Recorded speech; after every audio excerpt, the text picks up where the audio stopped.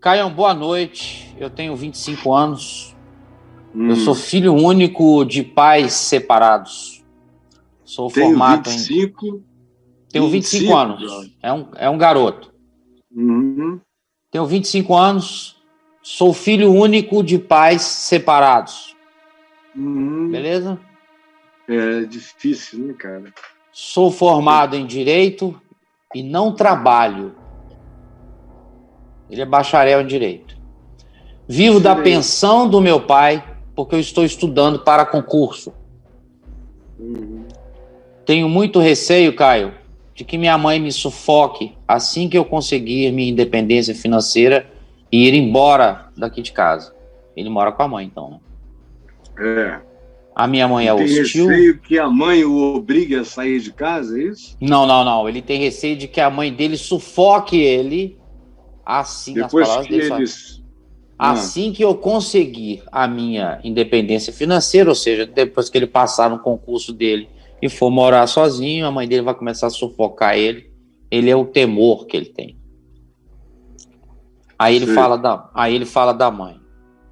Ela é hostil e costuma cerrar os dentes e me empurrar quando eu tento abraçá-la, por exemplo. Que é isso, cara? Tornei-me uma pessoa Pelo amor de pegajosa. Deus.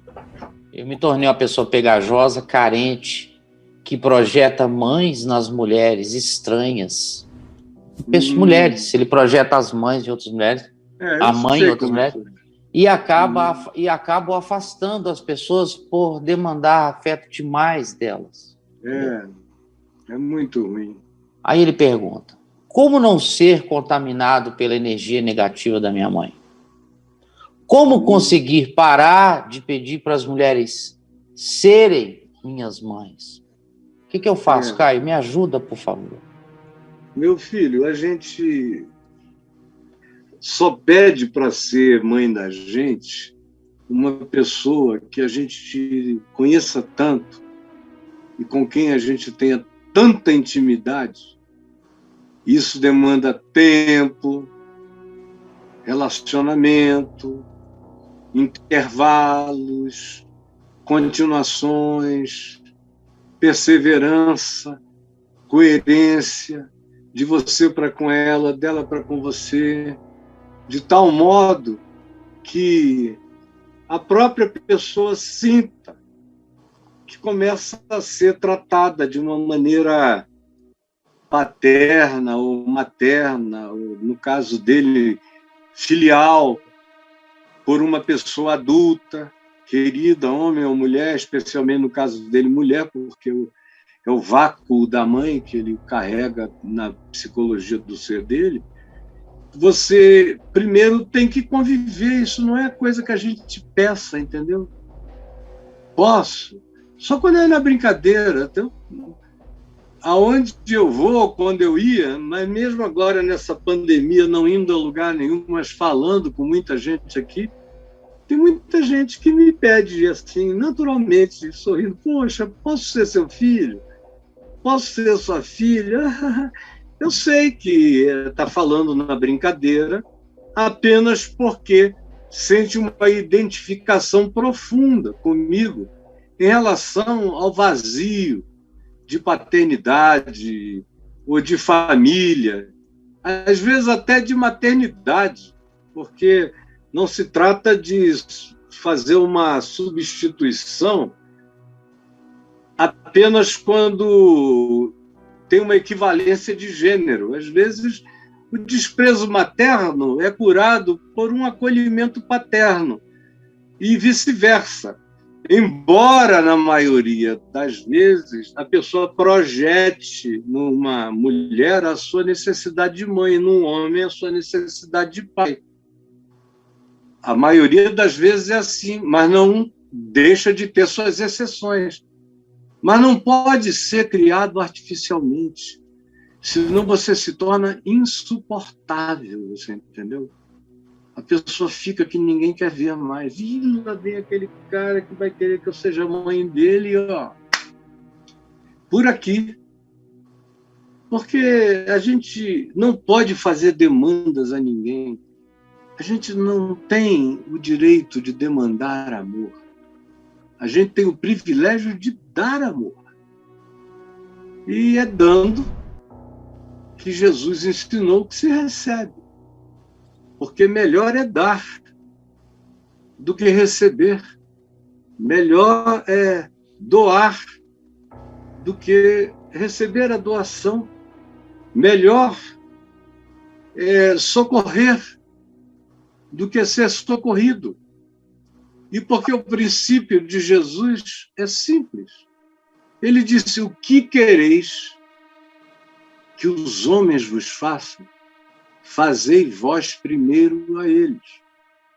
Ora, não significa que você tem que chegar lá dizendo: oi, mãezinha querida, eu me sinto como seu filho. Não.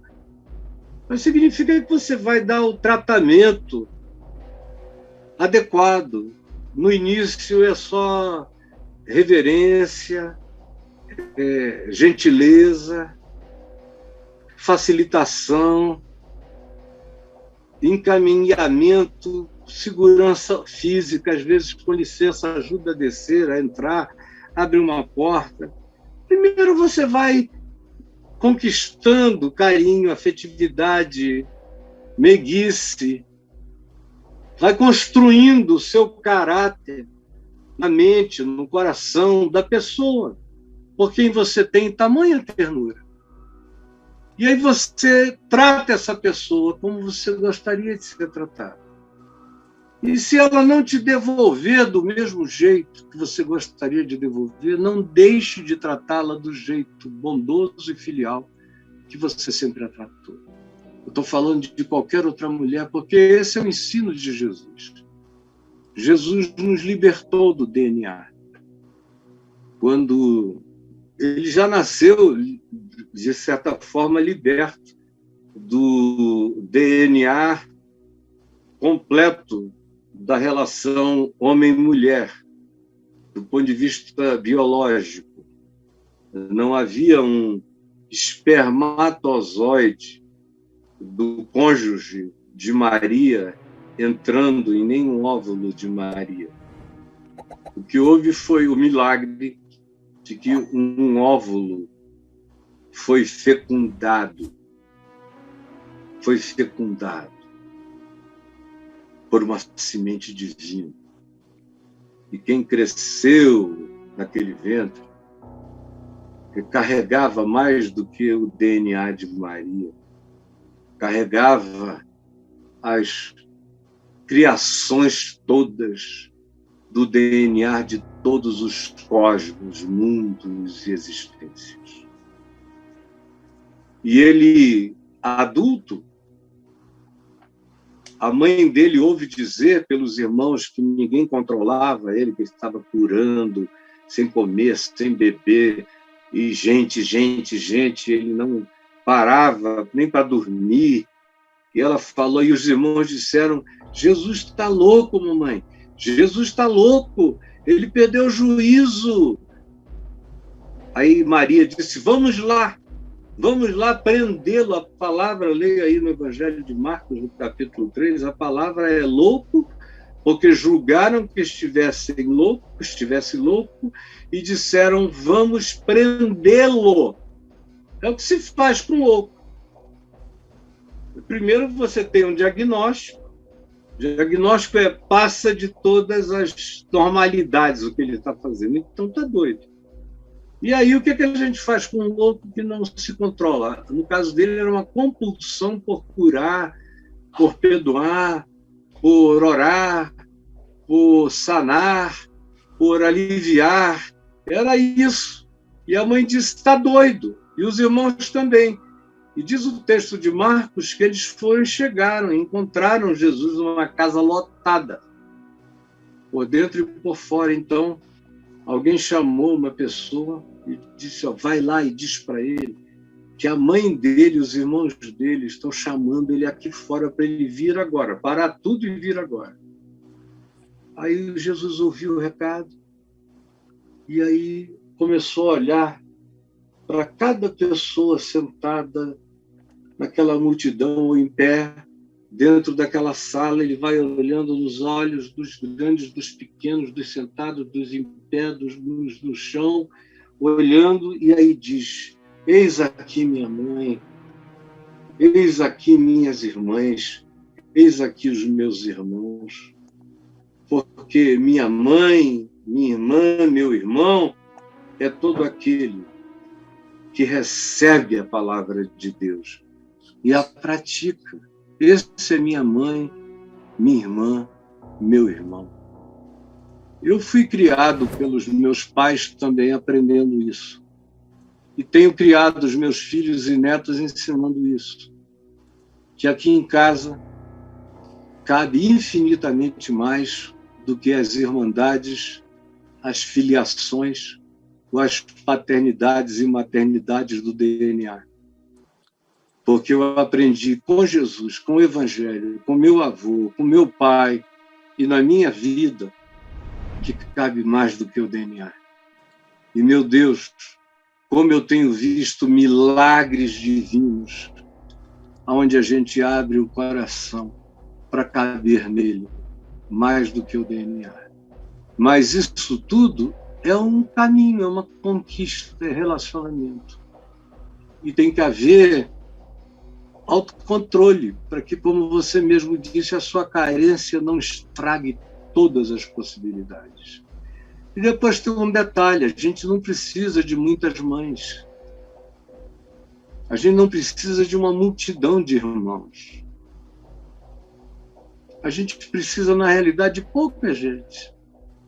Bem-aventurado é aquele que, tendo uma mãe de DNA, também nela tem uma mãe de coração.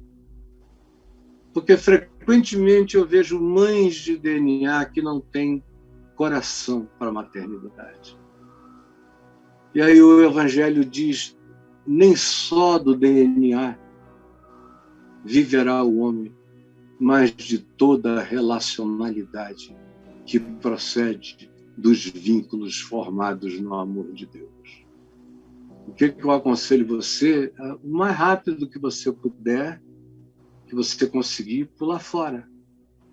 Eu, se fosse você, sendo já um advogado, eu iria pelo menos trabalhar meio expediente no escritório, me oferecer para trabalhos mais simples, para ganhar um dinheirinho, para pagar uma kitnet e para sair dessa maluquice. Porque essa mulher, infelizmente, se ela te oprimir depois que você sair, vai ser para te explorar, tirar grana de ti. Porque ela odeia a maternidade. Ela detesta ter você como filho. Especialmente como um filho que não traz dinheiro para casa. Por isso é que eu te digo, se você puder sair antes, começar a educá-la em relação à sua própria vida pessoal, você vai ter e poder dizer: olha, não, eu tenho que pagar um aluguel, eu tenho que viver, eu tenho que pagar o que eu estou fazendo. E vai criando um distanciamento necessário para quebrar essa relação viral de infecção que ela tem com você. Tem que estabelecer um determinado distanciamento social. Tem que botar máscara, entendeu? Tem que deixá-la um pouco à distância. Às vezes, para a gente poder fazer o bem, algum dia a gente tem que, hoje, estabelecer uma disciplina, um regulamento, um determinado protocolo de dignidade relacional. Se a gente não fizer assim, a gente não prospera e você não vai sair desse lugar. Vai viver aí com carências para fora e fragilidades para dentro. Que Deus te abençoe, meu filho.